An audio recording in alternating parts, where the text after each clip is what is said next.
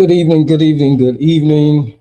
Welcome to another episode of DrWhitty today. This is the exciting season 3 premiere, and I just can't wait to get into our guest, our honored guest that's going to be here. Like I said, welcome back, all of you that have been watching and following and commenting. It's been great. 2 successful seasons, and we are now upon our third. I tell you, it's a great new year. I don't know how many people have uh, set some what we call New Year's resolutions, but if you are one of those people that set New Year's resolutions, I hope you stick to them because we do have a habit of starting out and then maybe in the week 2 we forget all about the declaration we made. So uh, if you were one of those people, just remember why you started, whatever goal you set, and keep on until you reach your goal. So now let's get into it. We got a guest. She's been on the show before. There's no stopping her. She's always on fire. I enjoy having her on. She is not going to hold back anything that she is going to talk about or say, and that's one of the things that I love about her. So, family, leaders, truth seekers, again, welcome back to DrWhitty today and tonight. We're not easing into anything. We're kicking off season 3 with a voice that refuses to be silenced. That's right, a leader who stands tall in the storm, and a woman whose courage has reshaped the conversation on justice, leadership, and truth. My guest is none other than Dr. V. Boykin. She's an author, advocate, and the force in the fight for equity. Her second book is called Unapologetically Disruptive: Hard Lessons, Simple Truths. That book is shaking tables and building bridges, and tonight she's shaking us inside the 4 powerful lessons that shaped her journey. But we're not stopping there. She's going to pull back the curtain on a chapter many would have buried, and I'm talking about her experience being terminated on her job right after she filed a formal complaint about the lack of our Black and Brown leadership and promotions in her organization. It isn't just a story, it's a spotlight on the cost of courage and the consequences of telling the truth. And because her work doesn't end with her own story, we're also talking about the upcoming virtual event that she's going to be moderating, but I'm not going to talk about that. She's going to talk about that, and hopefully many of you will be able to see her and join her in that critical conversation on workplace rights that every professional needs to hear. So buckle up, season 3 starts right now. This is Leadership Unfiltered. This is Truth Unmuted. This is DrWhitty today. So let's welcome to the stage our honored guest and co-host for today, Dr. V. Boykin. How are you feeling? You know, that introduction made me feel really good, despite the fact, my New Year's started with a car accident. And I need to tell you how this Black man, my husband, saved my life. You got to start there.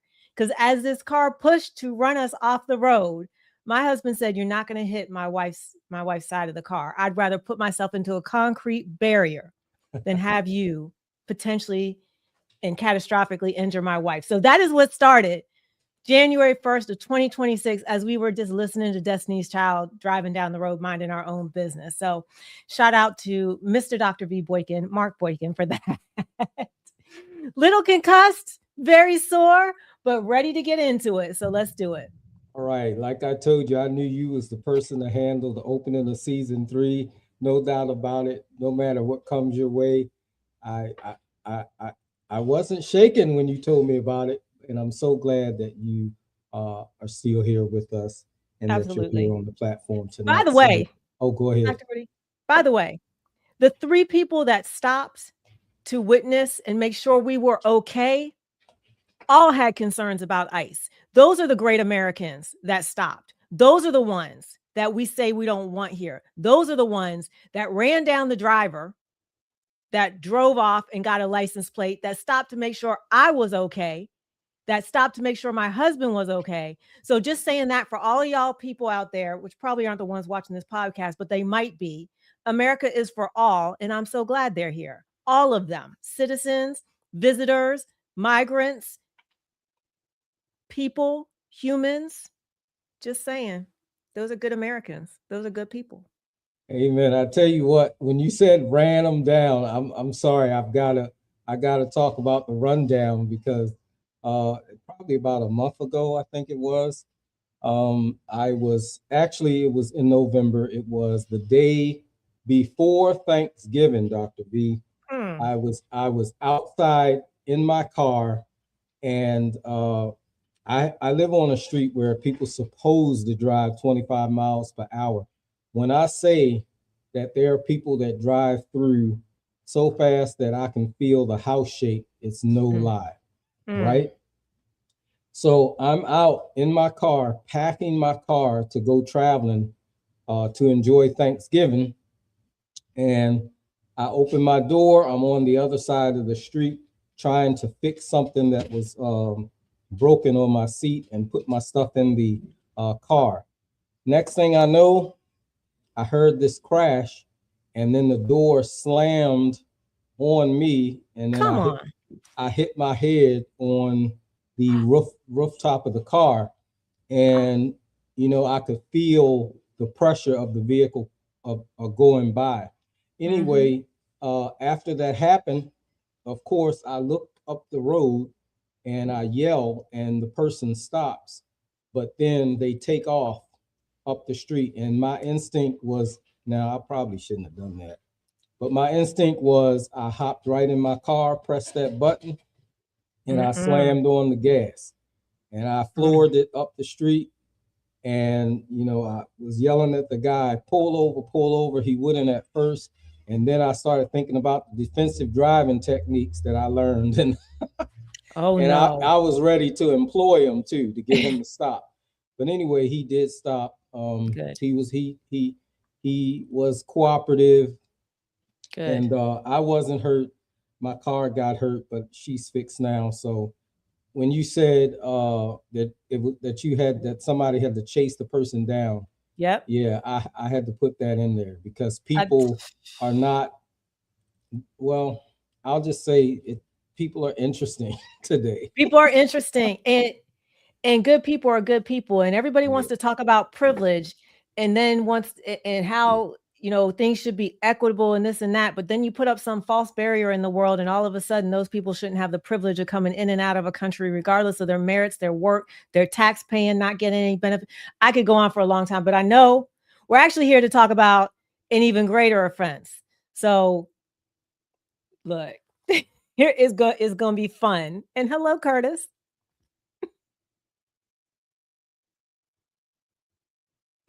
So I can't hear you. I hope you're not muted for everybody, maybe just me. Yeah, I was muted. Can you hear There me we now? go.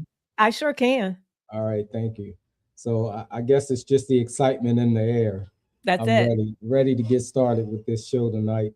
We're going to talk about a few things, but and I'm not gonna. I guess I'll say I won't get into it because I know that it's going to come up in the actual discussion and the question. So we'll Okay. just start off with that. Um, but before we get into those questions, um, Dr. V, tell us something that uh, you're looking forward to in this upcoming year. I'm not a New Year's resolution person, but I am very committed to a softer life in 2026, a softer experience. At 52 years old now, I have never said to myself, I just want to live a softer life. I thought less chaotic, more money, easier financially, wanting to find someone I can partner with, wanting to show up authentically, blah, blah. I just want soft. I just want a softer life. And I don't just want it for me, I want it for all of those like me and all of those that are different from me, but more so those that are like me. I I just want us to have some softness because we have always fought such hard battles, and we have always been so ambitious, and we have always had to outdo, out earn, out degree, outperform, outwork, out look. That corporate ladder, it's not designed to go all the way to the top for everybody. I don't know why we are so convinced we should be at the top of that ladder, because a nice midpoint with peace and softness is as valuable as that top.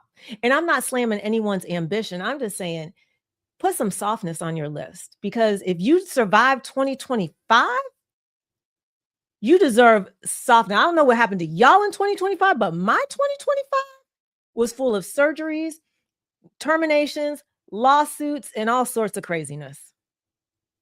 Soft. All right. I embrace that. Looking for a softer life in 2026. Yes. All right. A Plush. softer life. Amen. So yeah, I'm excited about that. As a matter of fact, I'm so excited. I'm gonna ask my producer to put softer life on the screen. Softer life in Dr. Whitty, 2026. Go ahead. let's live like we're pillow top mattresses. We don't have to take all these bumps and bruises and always be on the front lines, because if we don't, who will? The chaos they're creating, they can have it. They can have it. Have your chaos. I'm just not going to be part of it. I refuse. I refuse. All right. Softer life in 2026. Thank you. Thank you. All right. So, all right, let's get into it, Dr. V. We're going to ask you the first question. Okay. All right. So, what inspired you to write Unapologetically Disruptive, and what gap in leadership or organizational culture were you compelled to address? Okay, I actually didn't know that was the question, but boy, do I have a quote from the book, and I'm just going to read it because this does kind of sum it up. You know, I have to tell the truth. That's where my writing always comes from, to say the things that I know other people have gone through, but they don't want that on their name. I don't care. That happened. I'll talk about it. Here sums it up. Never allow anyone to determine your significance, especially in environments where wounded people sometimes mistake control for leadership. I want you to say, the reason why I responded like that, Dr. V, is because I was having a conversation with somebody in reference to that same type of thing, just probably within the last week. And so immediately when you said it, it just brought my mind back to it. So I need you to say that one more time. One more time for the people in the back. Never allow anyone to determine your significance, especially in environments where wounded people sometimes mistake control for leadership. Wow. Hello, corporate America. That is, as one of my friends say, I mean, and isn't that just the truth? That's what you see. You see these people that played on the playgrounds, and maybe they were the popular kid or maybe they were the unpopular kid, but they're recreating all of this madness right in front of us. And they think control is leadership. And that couldn't be further from the truth. Exactly. As I was trying to say, as I got excited and I hit the microphone and it went out. But as one of my friends would say, that was amazing. Well, thank you for that. Thank you for that. So, you know, yeah. And the other thing I will also say, and I write about this as well, your partner should never make you feel worse than a stranger off the street. Never. It just should never, it should never be. Love should feel safe. Love should feel comforting. Love and your relationship should not feel like something you just have to survive. And that's that softer life.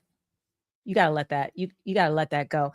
And I think the other part of it that rhymes, that maybe is a cousin, is we as a community, we have to stop following things that we haven't investigated or read. We allow laws and books and systems to dictate our behavior, and we've never read it. I know you think I'm about to say, if you haven't read the Bible, why are you a Christian? I actually wasn't going to say that, even though I've read it 3 times, and I know a lot of people haven't. That's not what I was going to say. I was actually going to say, if you have not read the Constitution, how are you following the rules of this country? If you haven't read them, if you don't know what they are, we need to start investigating and looking at what the actual laws are, what the actual rules are, and not what's been told to us to be the truth. Because there's a big gulf between that. So all of that, all of how people treat you that care about you, all of what people treat you that don't care about you, all of these systems that are in place that you aren't hip to, that you don't know about, that are operating in systems you don't understand. That's why I wrote this book, because I'm tired of apologizing for things that people don't even know exist. So there's that. As you were talking, I was thinking about all the people that have opinions, and some excuse me, some of the people with the strongest opinions are the ones that will not do their research, that will only go off of what they saw on TikTok or social media, or that their friend down the street told them. And so we have to do better, by actually doing our research, and doing like you said, know what's in that Constitution, know what's in what what you have your opinion on. Just know more about it than just your opinion. Let's bring some facts to the table. Yeah, I mean, look, I like perfumes, like niche perfumes. I Mhm. won't even trust TikTok to blind buy a $200 bottle fragrance. But people are on TikTok literally ingesting it like it is the gospel when it comes to laws, what people are doing wrong. Like, if you wouldn't blind buy perfume or a car off of TikTok, why in the world are you letting it dictate how you feel about legal issues, policy issues, actions that are being taken? This is not a group, life is not a group event. It's not a group sport, it's a group community, but you don't play it that way. And educating yourself from the original source. And you know that as a doctor, as a researcher, you have to go and understand the original source before you draw your own conclusion. And I think people are jumping just to their own conclusion based on what feels like somebody that they think they might know in a very parasocial way, or you pretend you feel like you know someone because you see them so much. You don't know them. You can't Exactly. trust them. That makes no sense. And one of the things, now I'm just ranting, and until I'm muted, I'll continue. One of the things that gets me Go is ahead. people that have these opinions on returning to the office. There's all this discussion right now after 300,000 Black women lost their jobs in Q1 of 2025 while white men gained employment. They are talking about returning to office. And this is a problem because 1 in 4 employees report having witnessed workplace harassment or violence. So I will return to the office when you make it safe. When are you going to make your office safe? That should be the end of the discussion. We have to educate ourselves about laws. We need to protect those that are vulnerable. We need to use common sense when we make decisions. And we need to stop acting as if we have a level playing field when I, as a woman, won't walk through a parking lot at night past a van. And I, as a Black woman, am not going to get promoted or hired at the same rate, but I'll be fired in duplicate rate to others that are similarly situated. So we've got to stop. We just got to stop. Wow. That's What a are we? We're lot to. 22 minutes in. We're 22 minutes in, Dr. Whitty. That's okay. That's okay. We're gonna hang in there. We're gonna get through it. All right. Next question. Yes, So, can you walk us through the 4 core lessons that you highlight in the book and share how each one has shaped your leadership journey? absolutely. So lesson number 1, being a disruptor makes people uncomfortable.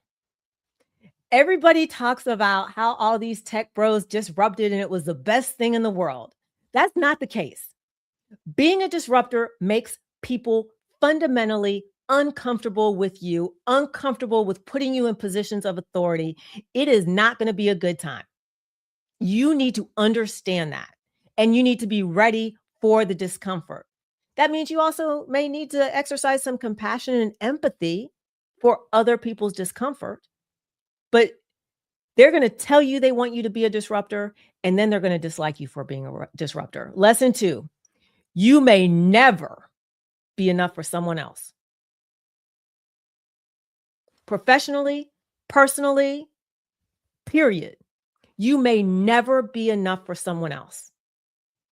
That needs to be okay, because you will twist yourself into knots and twist yourself into into legal problems in prison trying to be enough for someone else. You may never be enough for someone else. That's okay. Nowhere were you called to be enough for everyone. You may not be enough for yourself sometimes. That needs to be okay as well. Lesson 3, intent versus impact. You're responsible for both.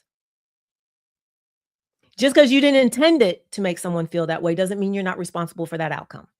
That doesn't mean you need to over-identify, but you are responsible for the impact of your actions. Maybe you didn't think that policy was going to result in 300,000 Black women being fired while white men still gained employment. You're still responsible for it.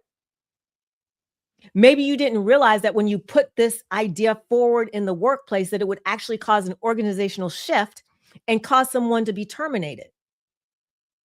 You're still responsible for it, your intent and your impact. Maybe you didn't mean when I was terminated on the day of my surgery, waking up with a walker, no job, and no insurance. Maybe you didn't mean for that to happen, but you're responsible for your intent and your impact. Lesson 4, detractors are louder than supporters. We know it. Detractors are louder than supporters because it is more fun to yell, I hate you, than it is, I love you. I mean, hate, the H sound just gives you more breath, right? So you need to understand when you're hearing a lot of chatter, that's detractors. You also need to manage them better.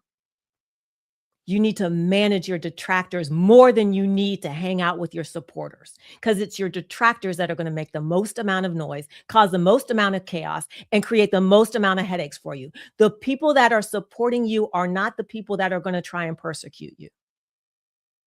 Wow. Isn't it always funny that the people that don't support you are the loudest and make the loudest noise and won't go away? They don't go, they got And staying power like Barry won't, White. And yeah, they're stay like in J-Lo. power, Ain't it funny? Yeah, it's real funny. resilient, diligent. Mm-hmm. But you know what, Dr. V? I think that's what makes us strong. It does. Because if we didn't have those people that, you know, as some people put it, as haters or as people that, you know, want to be against whatever you're standing for or whatever progress you're trying to make. If we didn't have that resistance, then we would never grow. It's just like being in the gym. You know, if we never went through that resistance and that pain, we would never grow that muscle. So we just got to remember to say thank you for all the haters. I mean, I say a lot of words, but your producer told me not to curse. So I don't know if I say thank you as one of them. What I will say is this. I will say this. I will say that my detractors have made me a bit wiser. Mm-hmm. My detractors have made me a bit sharper, but I don't give credit to those people that do wrong in my life. I would have been sharper and wiser anyway. I would say that the biggest thing to truly be concerned about, and I think what we're seeing now, because as they strip back DEI, we've seen that white males are also having problems getting jobs. If you've always lived a privileged life, you don't know what to do with bread and sugar and mayonnaise. I do.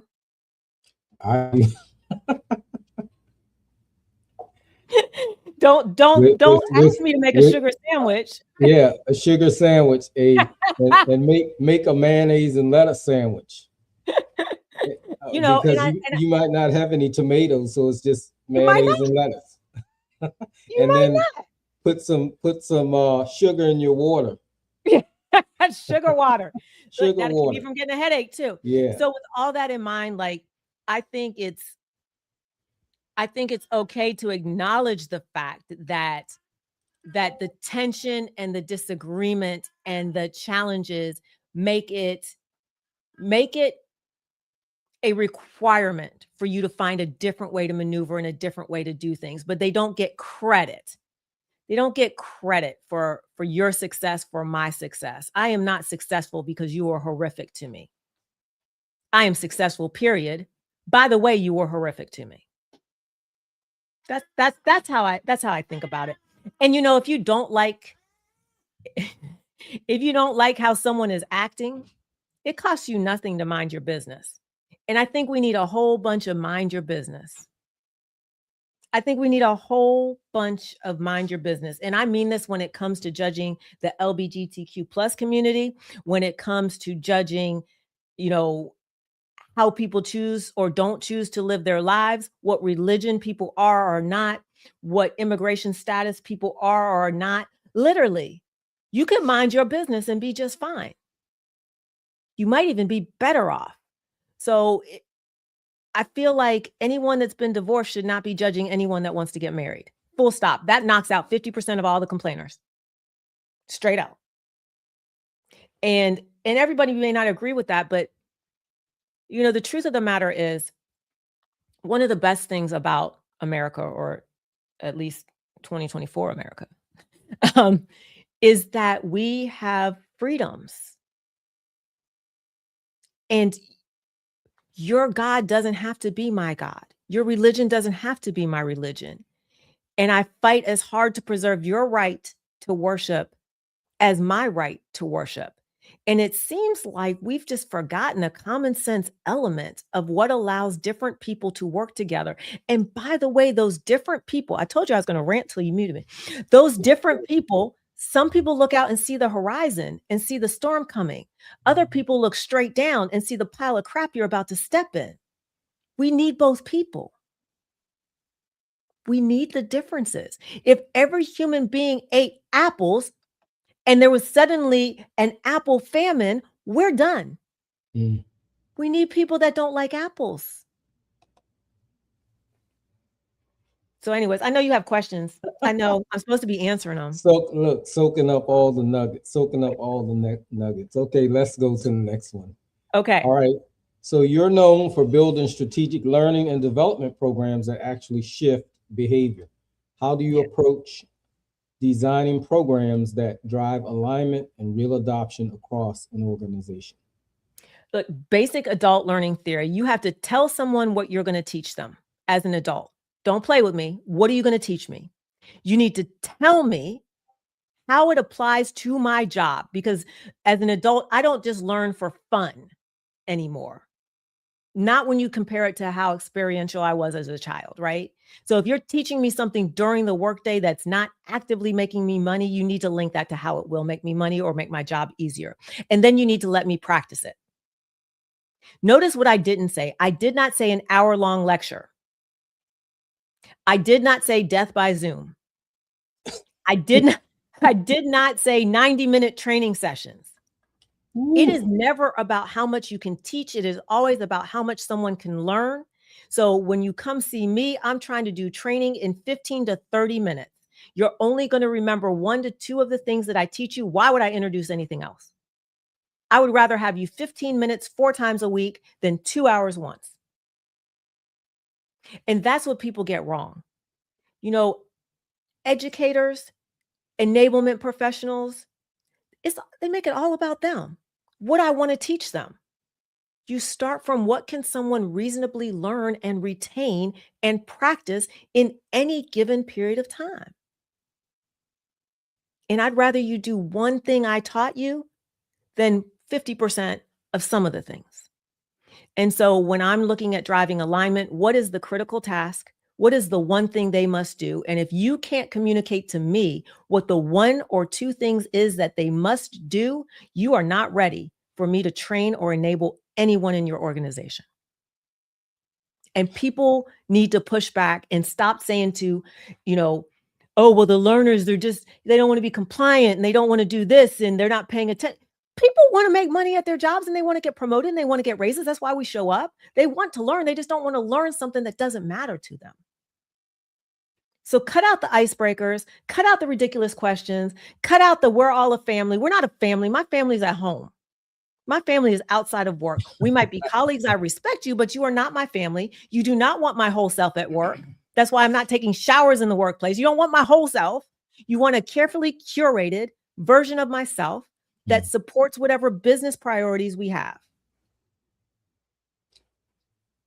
Wow. I tell you what, I have a question, but I want to go back to what you were talking about. And don't get me wrong. I totally agree with what you said when you said people want to learn, but they want to learn things that matter. Yes. They don't want to waste time sitting in a boring lecture. They don't want to spend a lot of time sitting there for 2-3 hours. And I want to say this because I do training a lot. And as a matter of fact, I did some training today. And in my organization, the training that I had to present it's actually mandated for this block of instruction to happen annually for 2 hours. The first time people take the class, it's a 4 hour block of instruction. But then every year after that, it's a mandatory 2 hours. And so, like you said, the challenge is that I always challenge people is you've got to learn how to grab the attention of your people, but then you also have to hold the attention, because sometimes we can come out blazing, but after about 10 minutes, everything goes downhill.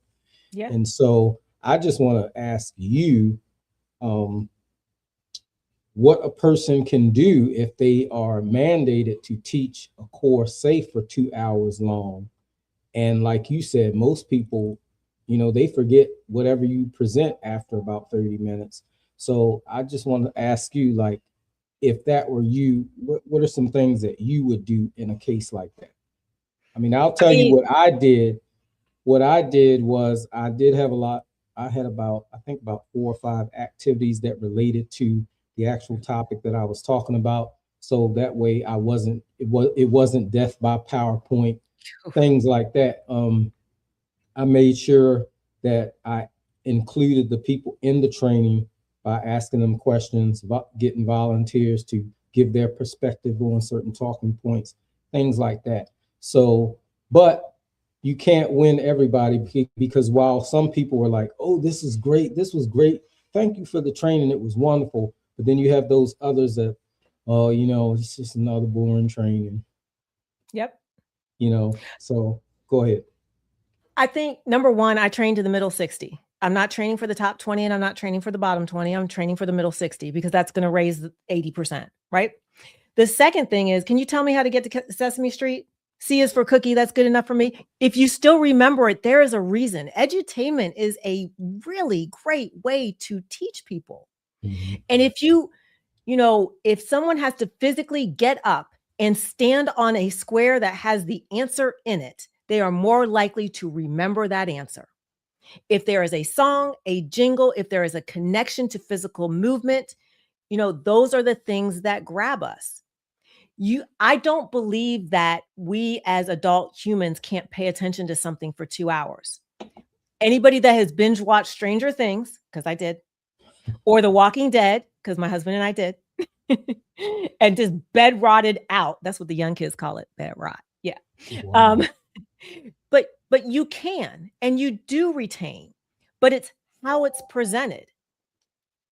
I don't expect, I'm going to talk for an hour. Y'all aren't listening for an hour. You're listening to specific point in time and things that I make interesting, things that remind you of something, that make you laugh, that get a serotonin burst, that get an adrenaline burst.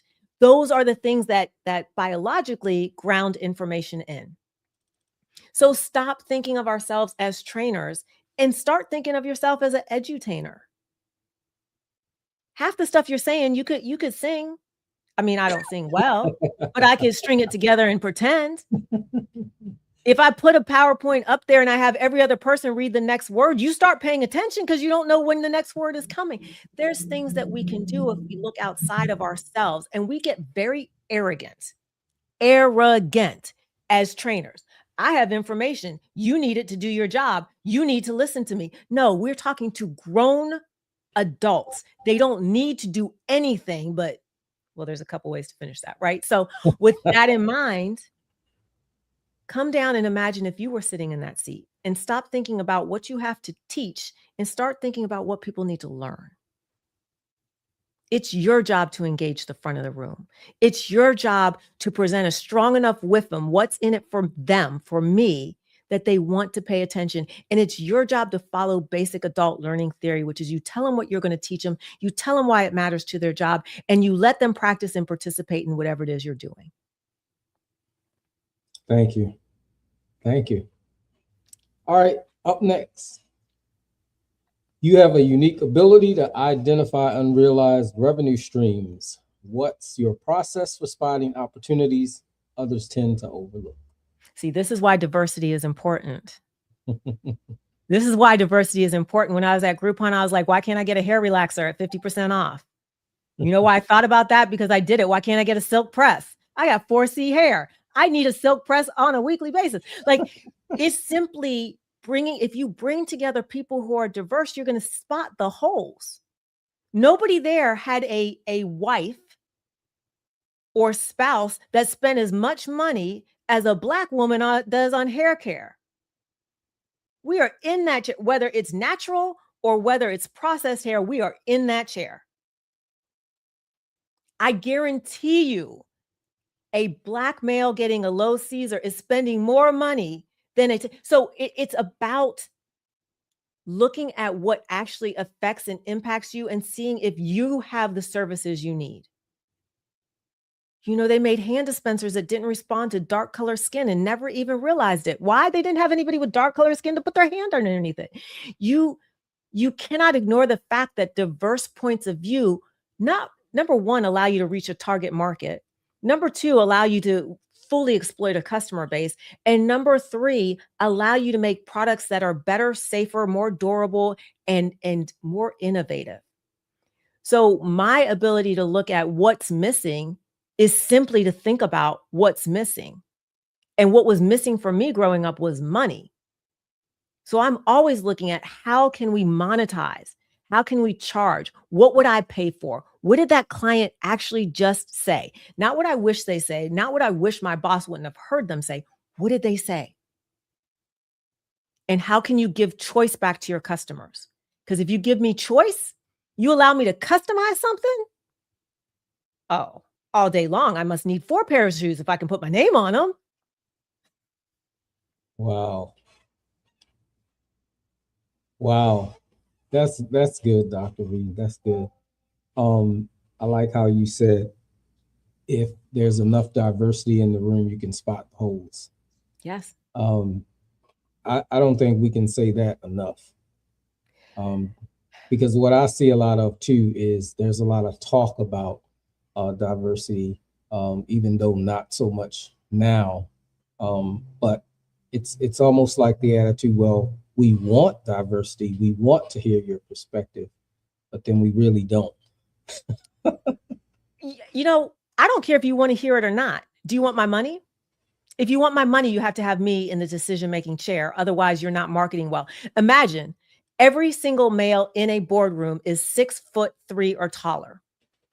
We'll make it even more reasonable. 5'10" or taller. How are you going to sell a countertop to a woman whose average height is 5'4"? You can't.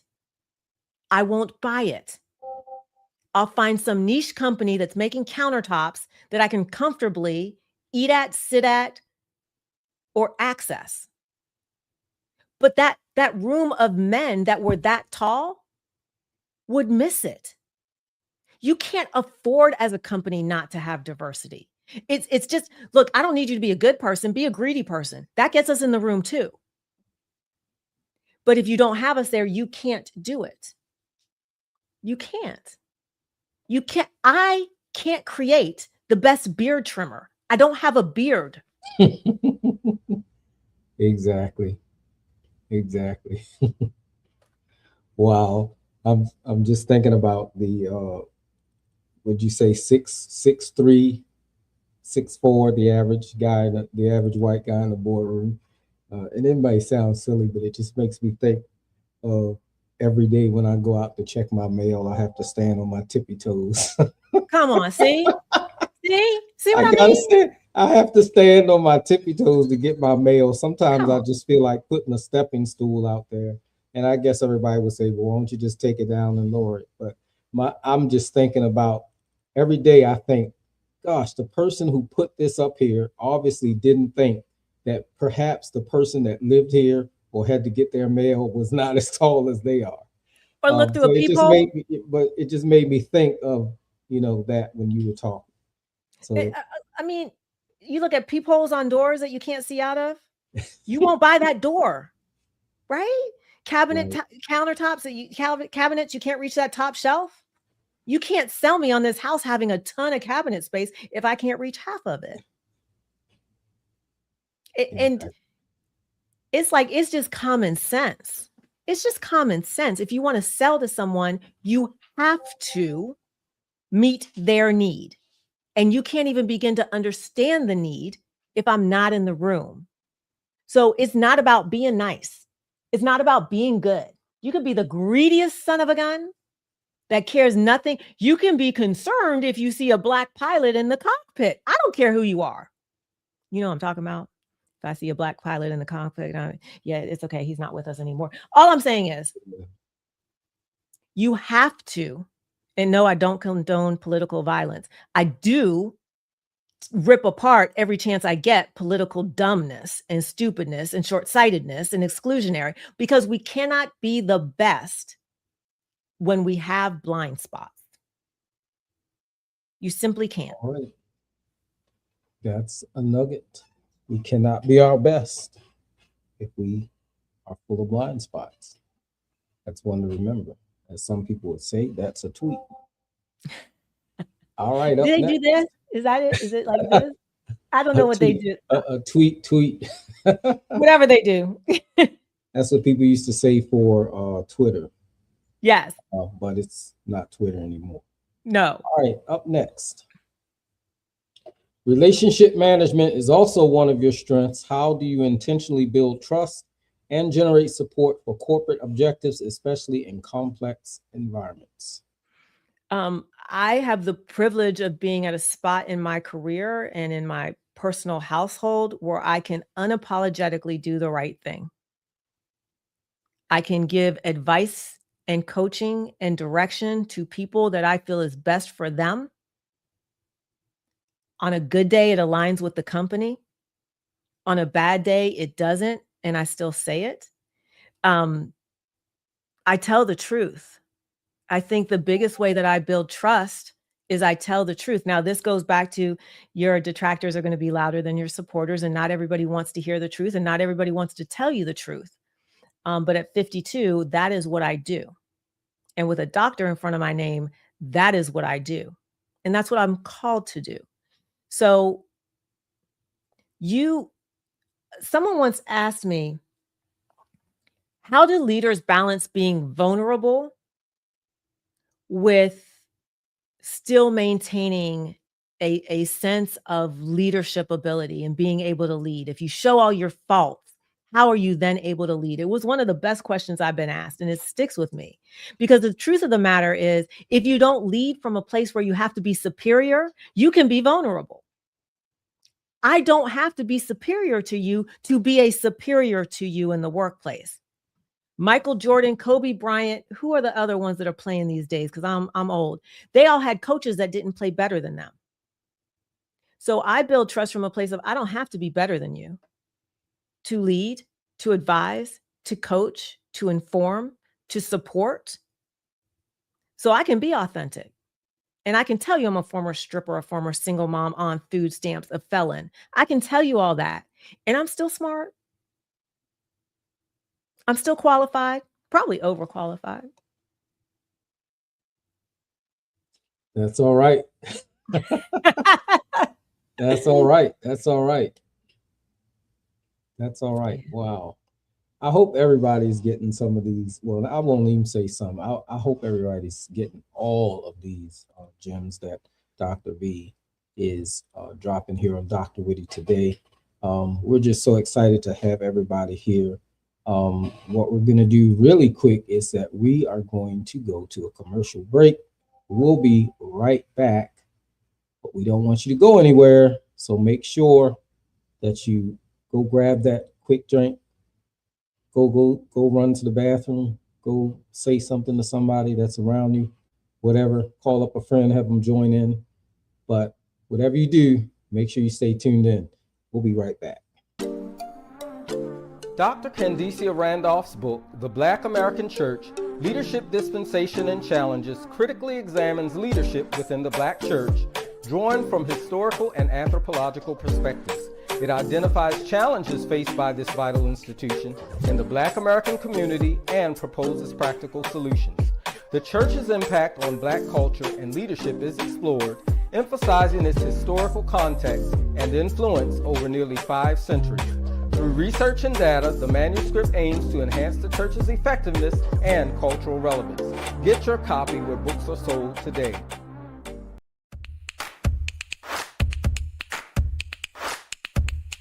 Bold, urgent, and deeply human, cultural silence in wounded souls cracks open the quiet too many black men carry. Mark Tuggle brings raw honesty and courageous storytelling from 30 voices, intergenerational, diverse, unfiltered, turning stigma into conversation and pain into possibility. Read it, listen to it, and join the movement to heal, connect, and change the narrative. Listen to the stories, break the silence, start the healing. Get your copy at Amazon.com.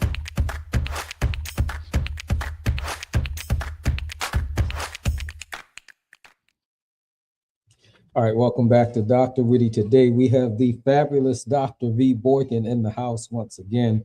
She's been dropping a lot of precious, and rare gems, I might add, about just being a truth teller, a true speaker, a truth seeker, just being somebody that's willing to stand up in places where people don't want you to stand up or be seen or be heard. So thank you for tuning in. We're going to keep the conversation going. We're going to bring up the next question. You've led high-performing, inclusive teams throughout your career. What principles guide you when you're building teams where people feel valued and able to thrive?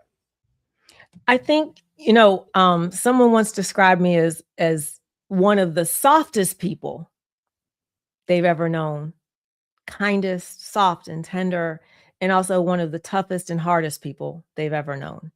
And I think that when you're on a team with me, you probably see the hardness first. But if you really pay attention, you will see that my absolute goal, if I have the privilege of leading you, is to make sure that you are developed, to make sure that you are equipped, and to make sure you're making choices that are the best for your career. And that doesn't always come in the first 30 days, but I am consistent. So when I build teams, I'm consistent and I am committed to the individual. And it's surprising the amount of people that I've led that 2 years after they're calling me up or sending that LinkedIn message like, you were right. You were right. And I thank you so much for it. I didn't see it then. I didn't get it then. I didn't understand it then. When I've told people they should move on from a role, move on from a team, move on from a company, that can be a shocking thing to hear. But if you're more than the role you're in, somebody should tell you you're more than the role you're in. And that person should be the person charged with leading you. If you're a true leader, it's selfless. It's sacrificing. And you don't lead to be popular. You lead to be effective. You lead to be equitable. You lead to be fair and just. And you lead to produce the best outcome for individuals and the collective team. And I think a lot of leaders get lost. A lot of leaders are so focused on their promotion that they miss the promotion of others. The best thing I did in 2025 was help coach someone to ask for and receive more money. It is the highlight of the year. It is what I am most proud of. And it benefited me not one bit. And I do it again and again. The most just thing I did in 2025 was say people are not being treated fairly. And whether that costs me a job, whether that costs me credibility with people that don't deserve my attention, whether that costs me discomfort because I'm having a surgery and no longer have health, whatever the cost is, as a leader, it's your job to step up and pay that price. Now, let me be very clear. If you are not in a point in your career, we need you in those positions. We need good people in good positions, hiring good qualified people that will bring a diverse lens. So don't write checks that you can't cash. The aunties will take care of it, the uncles too. But that's what you should aspire to be just and right and selfless. And I wholeheartedly believe that to the core of my being. All right, just what was the other one? Oh, who knows? I said it like 5 minutes ago now, didn't I? No. You should be honest, you should be ethical, you should be selfless, you should be just, and you should be focused on the people that you're leading. All right. And selfless. That was the word. Absolutely. Selfless. Yes. All right. Next up is you experienced being terminated while on FMLA leave. Can you share what happened during that period and how it impacted you personally and professionally? Well, I was factually terminated while on FMLA leave. I was factually terminated or advised of termination 2 days before a major back surgery that was a disc cage 360, went through the front, flipped me over, went through the back. I woke up with a walker and no job. It definitely was depressing in the clinical sense. It was disappointing. It felt punitive.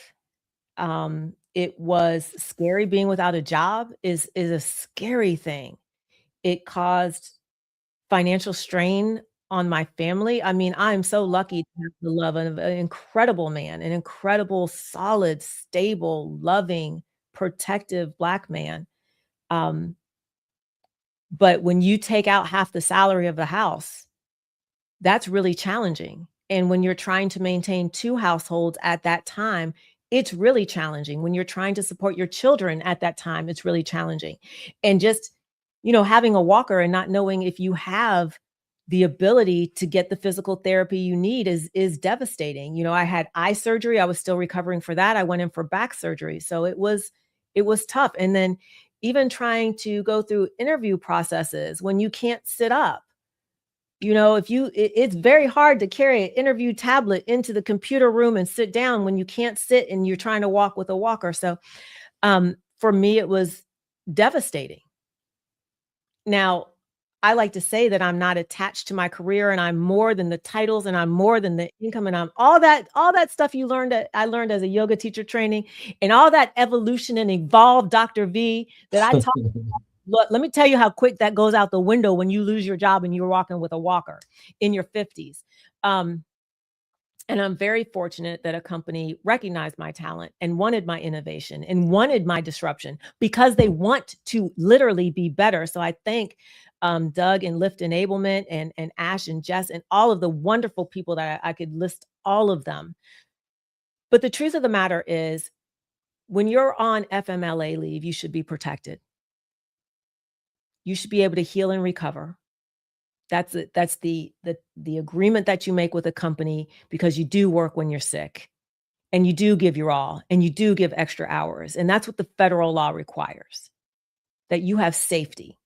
And there's all sorts of loopholes that companies try to get around with, and we could let the lawyers litigate that. I look forward to it. But the fact was I was terminated while I was on FMLA leave within days of me saying, y'all don't have any Black team leads. Where's the Black leadership in this org? How is that possible?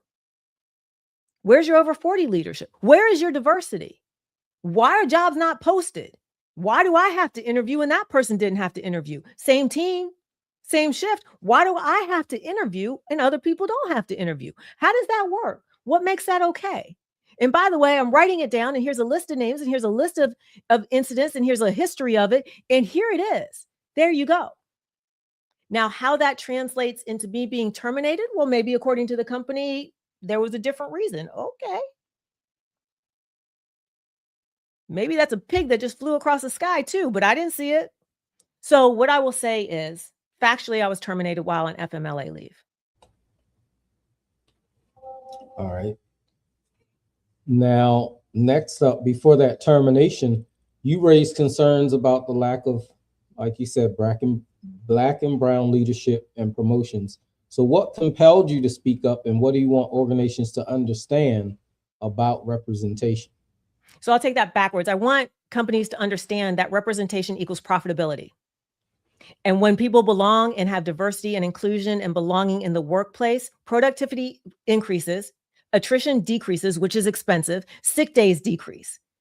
Factually, you want people to belong. Factually, you want products that will reach a diverse audience. And you cannot do that if you don't have diversity. We just talked about it, right?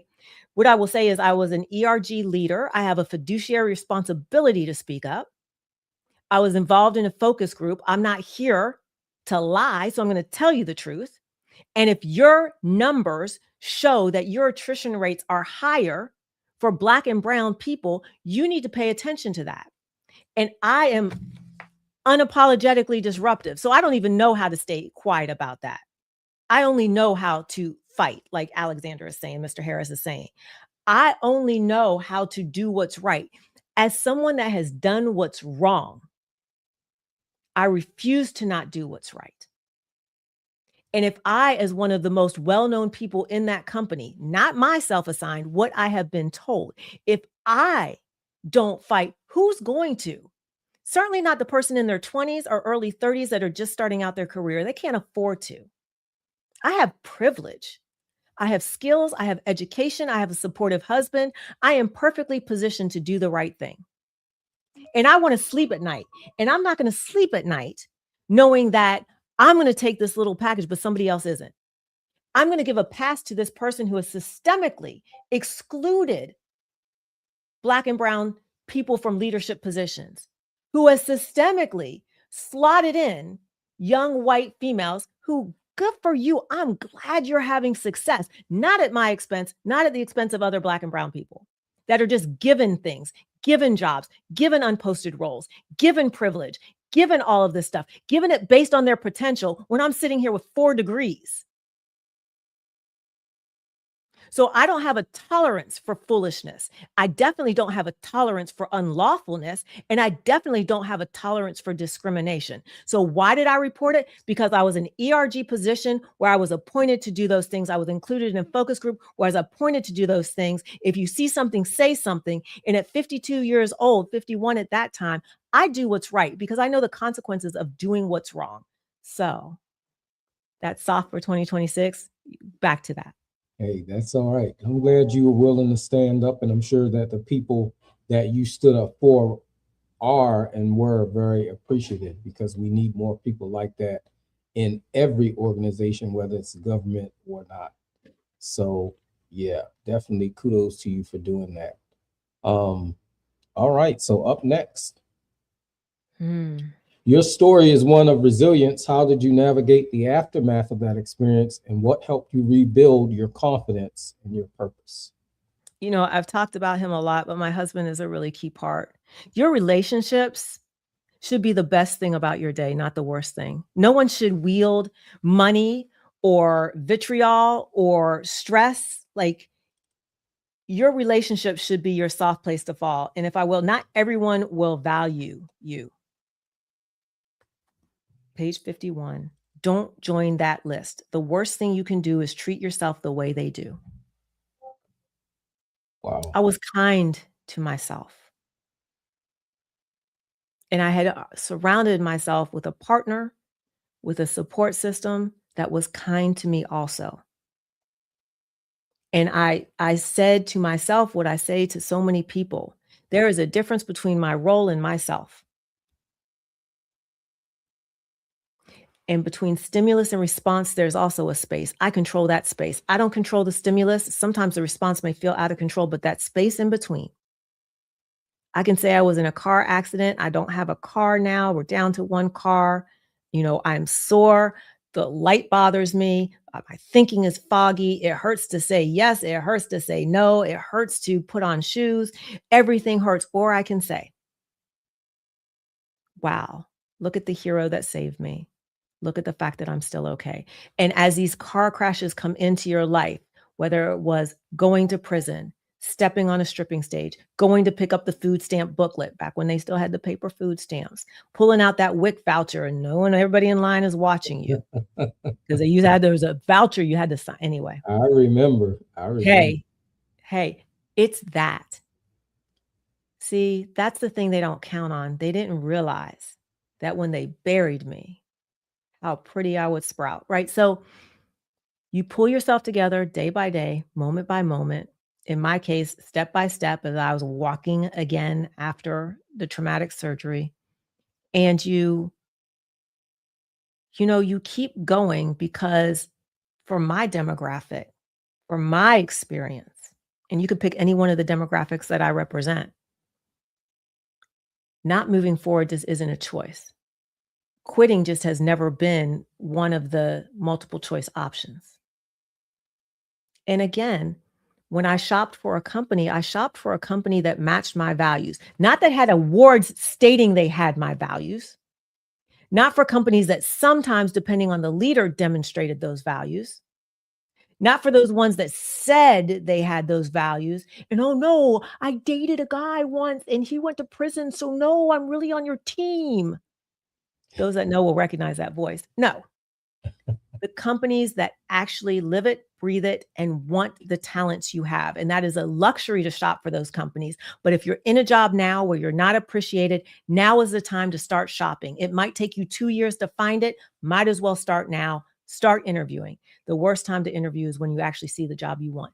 So there should be a mass exodus of talent, a strategic mass exodus of talent away from companies that don't treat people well. Because their grass is greener when you're standing in mud. Wow. Your grass is greener when you're standing in mud. That's right. Oh, man. Thank you. And something else I heard you saying in your explanation is, know who you are. Not only is it important to have that great support system, but you also have to know who you are outside of what you do. Yes. Because so many people, when they do get that red tape or that red card or envelope, or you're fired, sorry, you're whatever. So many people don't know what to do after that. Some people unlife themselves. Some people go into a deep depression. But it's so very important to know your value, know your worth, and not just that it's based off of whatever organization you're with, but it's you, it's your value, it's your worth, and it's a privilege for that organization to have you. That part. And by the way, Saturday, January 10th, I am moderating an event for an organization that I'm part of, the National Coalition of 100 Black Women, Phoenix Metropolitan Chapter. On. You're going right into our next one. Okay. Yeah, look, I told you to mute me. I told you got to mute me. You're okay. You're moderating an upcoming free virtual event with the National Coalition of 100 Black Women on Workplace Rights. That's right. So what can attendees expect, and why is this conversation so important right now? So glad you asked. It's important because 300,000 Black women lost their jobs in Q1 of 2025 while other demographics gained jobs. It's important because, look, I wish I was live in a physical space, because I would say, how many people have heard not to talk to HR? HR is not your friend. Don't talk to HR. Oh, I definitely have heard that. That's more than once. That's a lie. You must talk to HR. You must. You must talk to HR. You must ask for administrative remedy. You must document that things were wrong. It's what you say to HR and when you say it to HR. So in this event, we're going to talk about, number one, what is actual justice in the workplace? Because it doesn't always look like what it's going to look like. And you can go to my LinkedIn page and find it. You can go to Eventbrite and find it. You can hit me up on LinkedIn. I will send you this link. It is a free event. So when do you talk to HR and what do you say? What is justice in the workplace? What is the EEOC, Equal Employment Opportunity Commission? What does that right to sue letter mean? Because yes, I want a right to sue letter. What is it that you need to do in the workplace? How do you document? What do you write down? What do you say? We need to know those things, because don't talk to HR is not the correct solution. Don't talk to HR as a fool is true. Don't talk to HR at all is a lie. And that will come around and bite you every time. You have to talk to HR. What do you say? What do you say? We have 3 attorneys. We have attorneys that focused and have worked with the EEOC and done investigations. We have attorneys that specialize in employment law. We have an attorney part of a nationwide legal team. We have heavy hitters. What does it mean if you take your case on contingency? What should that look like? What is the agreement? How does it work? How long does it take? All of that. Y'all need to be there on Saturday, because you need this information for your entire career. And there is not a class that you take in school. There should be. And it is not in your employee orientation that will ever teach you what to actually do to protect your workplace rights. Awesome. Awesome. Thank you, Dr. V. You got it. All right. So we're coming to a close, but before we do that, Dr. V, we're going to bring something new to Dr. Whitty today. We're going to call it rapid fire. And what that means is that I'm going to go down a list and you have 15 seconds. Okay. As best you can, get it all in 15. No, I wasn't ready. I'm ready. Go ahead. Empathy. Oh, change how I lead. This one's good. Beyond the Margins by Dr. James. That's a good one. All right. Dr. Anika James. Oh, somebody that is not from a marginalized community saying they understand. Good one. Stop ignoring the squeaky wheel. They are your most valuable employee. Oh, not everyone will recognize your worth, and that's okay. Truth. That leaders shouldn't talk about their flaws, real flaws. Yeah, I didn't take the advice. It was always to build more bridges than you burn.